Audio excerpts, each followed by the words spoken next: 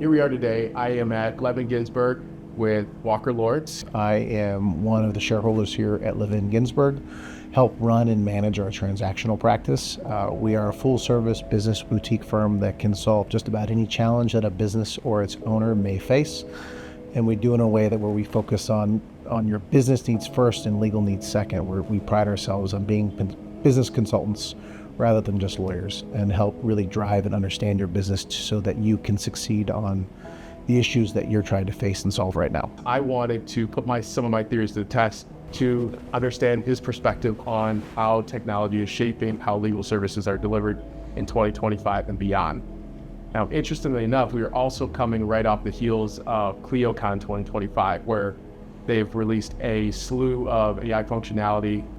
So I'm hearing a ton of questions that are circulating now in the ether relating to, are firms, do they need to shift their legal service delivery model? How do firms look at staffing going forward? Is that something that needs to drastically change? Is there ways to introduce this technology in a way that will allow the firm to accelerate their cash collection process and deliver better outcomes for their clients more efficiently? So these are some of the things I have a lot of thoughts on, and I talk to technologists all day, but I figured let's bring it to the source. I know that you've helped many friends of mine to sort of demystify legal services and just create clarity, which is something I've always respected about you.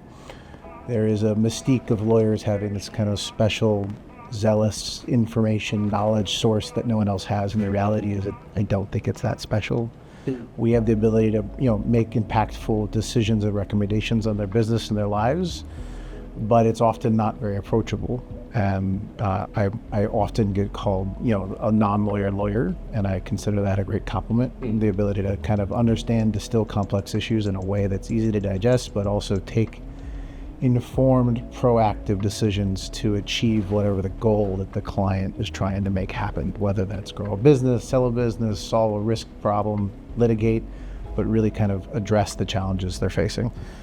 AI is a necessity. There's no question about that. The ethical boards and other people that are thinking through this deeply are saying if you're not touching AI, you probably are not going to be meeting your ethical obligations to be providing competent service. So at a minimum, you have to understand it. But it comes with all of the other complexities around ethics, around implementation. But probably the biggest challenge that lawyers from a business perspective are concerned about is you take a legal project that you used to be able to bill, say, 3 hours for, you pump it into an AI system that can get it done in 30 minutes. You've now eroded 2.5 hours of productive billable work. Correct. And how do you figure out that challenge? Is it a challenge? Sometimes it's not. From my perspective, if there's a way for us to perform the same quality, high-level work in less time, more effectively for our client, that's a win-win, because we're doing what's best for our client, which is ultimately the goal of our practice. The problem is well, now you got 2.5 hours to fill with other work, which I understand is a challenge, but that's the challenge for the lawyer to face. But from an ethical perspective, if we can do the same product, same work in less time, we're doing a good job, and we should continue to do that, and that will differentiate you in the market. But I want to focus, it's not just on a cost consideration, it's on a services, because the quality just becomes so much higher when you're leveraging these tools at your disposal and up-servicing the ability of both your lawyers internally, but also what you can provide to your client in a quicker, more efficient way. So what I would like to know, in 2022, ChatGPT was released. There are sort of a handful of legal specific tools, but at that point in time, it was sort of the Wild West.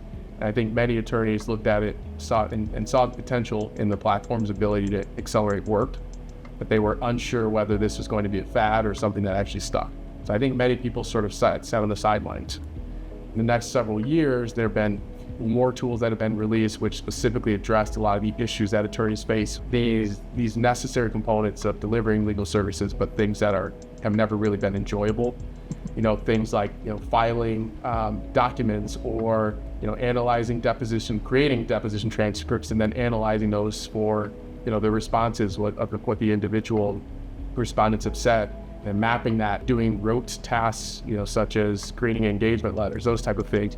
For firms that primarily bill flat fee, it becomes pretty easy. There's this obvious objective that exists, which is we must deliver these services as efficiently as possible. Now, where it gets a little bit more difficult, as you mentioned, is in the hourly work, which is still a majority of law firms out there that bill hourly. So now you're talking about thing for non-billable tasks, it makes a lot of sense to introduce AI. But for billable tasks, like you mentioned, if you're doing a task that previously would take you 3 hours and now you can do it in one, in my legal tech circles, there's this concept of the latent legal market that's always described. It essentially says that right now, the legal services market is a $1 trillion market. So there's this concept that there's this latent legal market for consumers that have a need for legal services, but they're just not accessible at the current level.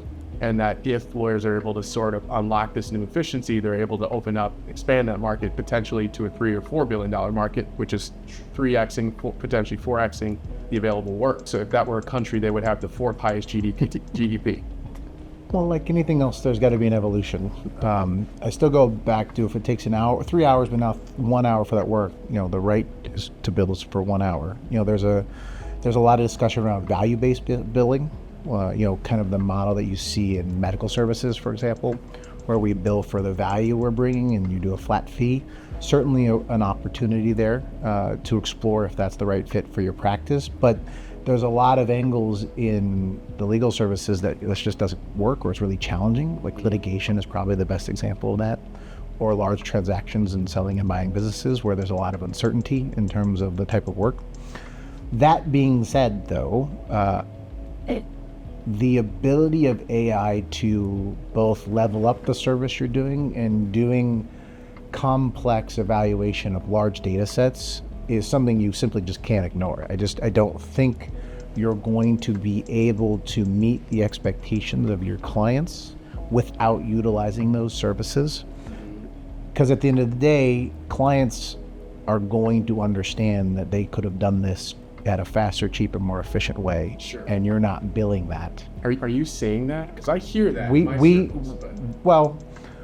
are very proactive. Like, for example, we tell our clients that generative AI may be used in doing our services. We use Lexis AI for all of our client-facing relationships, and that obviously meets certain expectations of containment of data and privilege and all those things. But it's an ever-evolving issue. So like we had a conversation yesterday at the firm around, do we need to inform our clients about what happens if they use our guidance, our advice, our privileged work or work product and put it into ChatGPT? Arguably that ruins the privilege. And so there's a corner here where we have to also educate our clients as well as our lawyers here on how to be the most efficient. And if they're taking, for example, our work product, putting in ChatGPT and analyzing it, privilege may be ruined. And that's obviously a serious risk, serious problem. And so we're trying to evaluate how's the best way to deal with that challenge, because clients are using it. We know they are. There's reports now that, you were talking about underserved or underutilized users of legal services, largely because the cost is too high. They're doing ChatGPT, they're filing appeals and using it and winning. There was a report, I think, in NBC5 that I saw last week or something regarding that. But I've also seen reports of consumers using ChatGPT to create documents for legal proceedings that are completely nonsensical and add a ton of friction to the Well, therein lies kind of the challenge, right? So it is a tool to accelerate our ability to provide the highest value quality service, but it's a tool. And where I see it really is it provides the competency level of a first year, second year lawyer with an absolute requirement that it's reviewed by another attorney to understand what it's saying, and then place that kind of that finesse upon it. And that's where lawyers will continue to be valued and needed, is you've got to have the ability to generate these very basic documents, but then implement your high-level understanding of the facts, the issues, the legal problems, to maximize what your client's trying to achieve. So you take this base document that's created from, say, Lexis AI, but then you have to mold it, manipulate it into what you're doing. The other value that these systems provide, say you're drafting a clause for a transaction document, it gives you the ability to instantly formulate, review, adapt, change, come up with potentially infinite remakes, remodels, rewritings of an issue, so that you can hone in on what's the right way. Because the reality is, lawyers often just do what they did in the past 10 years. There's not a lot of iteration, a lot of re-envisioning the best way to adapt it. ChatGPT, AI plus, Lexis AI give you the ability to literally take a clause and say, hey, here's the issue we're trying to address. Come up with some ideas of how we can change this language to do that. Give me 10 examples, explain what are the cons and pros of each, what did you change, what's the value, here's my client, and you literally just bounce back and forth ideas. It takes you 10 minutes and you've just done what lawyers usually take hours to think through. Sure. And your ability to create a document or a clause or a single paragraph to maximize what you're trying to achieve in the clearest, best way is just an incredible value add that you can't ignore. Right, and that's the thing though. You said something earlier, which is you said the AI has the competence of a first or second year associate, which I would agree with. But the other element of that is that it has the judgment of a third grader. So, I'll challenge you on that though. So you can use prompts in a way to really refine. Prompting is the key. When I work with AI systems to help or assist, my prompts are 1,000 characters. They're huge.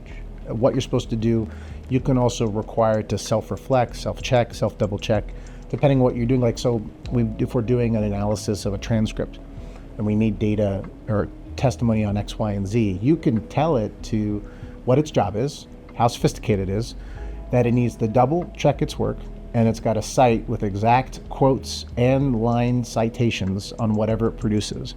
And if it can't do that, it's not allowed to give me that answer. And it needs to ask me what it's missing to be able to solve that problem. So you mitigate against the hallucination issue. But you can have an incredibly smart tool. But I want to challenge that also on this. It is arguably the smarter than anyone else in this world, though. Let's take a clause of a transaction document. It has at its disposal generally 90+% of all transaction documents that have probably ever been created that are available, like Edgar Online, all these facilities. It's seen every possible iteration of a clause regarding reps and warranties on taxes. Let's use that as an example. It can take that knowledge base that it has to deal with a tax rep and warranty on a transaction document and understand the variable differences between the two and pump out 8 different iterations of the clause so that you can then refine what's the best for your client, your situation. Sure. So you're not using it to draft it. Exactly, that's the judgment. Yeah. You don't let it make any decisions. Correct. You give it the options that you can then choose and leverage your understanding to implement what's best for your client. That's how you use AI. Right. You don't say, do this for me. Following, right? When you're creating these 1,000-word prompts, you're providing the parameters and telling it you must operate within these parameters, and that's the component that I think many attorneys are missing. You still are, you're guiding the ship. You have to give it direction because it doesn't have the ability to, with the massive amount of data it has, to decide and act based on the things that are intrinsically human, the things that are intrinsically tied to judgment. Absolutely. Context, the understanding of the law and how it works and how it applies to the fact pattern of their current matter. To me, that's so. I think that's where a lot of lawyers get tripped up, and that's where a lot of the hallucination comes from. Is when you think that because the technology is so impressive, it's got the raw compute abilities. It sort of lulls attorneys into a state of laziness. Wanting to put it on autopilot. They're lazy. Well, that's why you have to understand it's a tool. It is not. It's not creating a solution for you. It is a tool to make you better at your job. And you have absolute control over that. You got to review it, read it, make sure it says what it's supposed to. But you've just generated a complex, thoughtful email with just a few points in under a minute. And lots of lawyers used to take 10, 12 minutes for this, and they're charging 0.2 to their clients for that. And that's silly. That kind of productivity and efficiency just doesn't need to be done anymore. Just use those tools to help you. But it's a tool. And it requires guidance. And that's the other thing, when I was listening, the Acquired podcast about Google's AI, when the first Gemini systems were coming out, they didn't let it do more than 5 queries at a time. Why? You get to more than 5 queries, you're hallucinating. Risk goes up meaningful. Same thing, Lexis AI, when it was first introduced, you couldn't do more than 5 follow-up questions. Why? Hallucinations go up. It just wants to be helpful. You just have to be very thoughtful. And that's one of the things we're doing, at probably monthly trainings on the use of AI internally and giving examples, showing how it's been used, and treading quietly and carefully. But it begins and ends with your lawyer, no matter what. You cannot. AI is never going to be a replacement for a work product. And so you see all these stories about lawyers submitting briefs or non-lawyers submitting briefs with these citations to made up cases. That's just laziness. Right. And it's interesting that I think the laziness is sort of promoted or at least pushed under the rug, because right now, I've just seen recently there's been some sanctions. Oh yeah. But I think it's always been, imagine if pre-AI, if a lawyer were to submit facts to the case that They never would have. They never would have. And the reality is the ethical boards, ARDC here in Illinois, the ethical obligations of due diligence competence requires you, well, one, to any AI, it's just like using a third party, or let's say I'm overseeing the work of one of my lawyers, I'm still ethically responsible for the quality of their work. Same idea. If we have an AI that's generating work, the lawyer that falls on top of is still responsible for the output. Correct. And the problem is lawyers are pressured to get a lot done in a short period of time, and they get lazy and they go, oh, this looks beautiful, it sounds great, it looks great. Turns out Joe Schmo versus Acme Inc. is not a legal case. You'd think people would be smart enough not to do that, but they're not.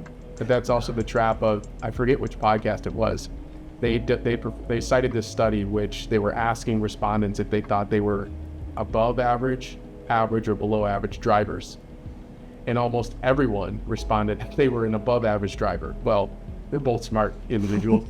The way averages work is that everyone can't be above average. Why not? It's a zero-sum game. So I think it's like that same concept applies to legal. You can lull you into thinking, I'm not going to be the attorney. I'm more diligent. I'm more thoughtful. I'm more careful with how I use the tools. I won't be the one that makes a mistake. And then that's why you have to be constantly talking about it, about its risks, about its concerns, about its pitfalls, and where it's helpful, but always be cognizant of its risks and downsides, like the conversation we had around privilege breach and issues there yesterday. It's just, we are making it a obligation that this is something we're thinking about all the time. Because the other thing was, we don't know what the next phase of AI is going to bring in the next 2-3 months. It's that incredibly high amount of iteration.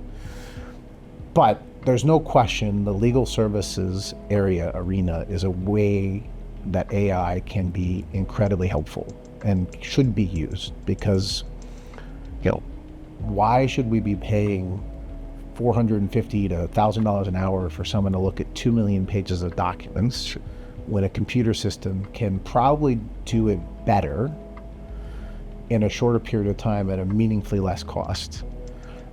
Are there going to be errors? Certainly. Are there errors when humans do it? Probably more. I agree. But if you have a system that you've trained and developed in the right way, it's going to produce a higher quality product in a shorter period of time at a cost point that's much more efficient. Right. And at the end of the day, that's what matters, is serving your client, getting the result they want in the most cost-efficient, cost-effective way possible. Sure. Are you a believer of the latent legal market? Challenge of the latent legal market issue is it comes down to a cost perception and the ability to pay. But I think the biggest challenge with that untapped market is it's people that don't have the liquidity to be able to pay for those services. The problem is lawyers have to be paid up front. And being paid on the backside, whether it's contingency, that there's an area for that. But law firms aren't really designed to handle that. And if the size of the matter of case is so low, just the economics are a challenge for that. Do I think that there are services and businesses, sophisticated businesses, that could be a better user of legal services and they choose not to because of their concerns? Absolutely.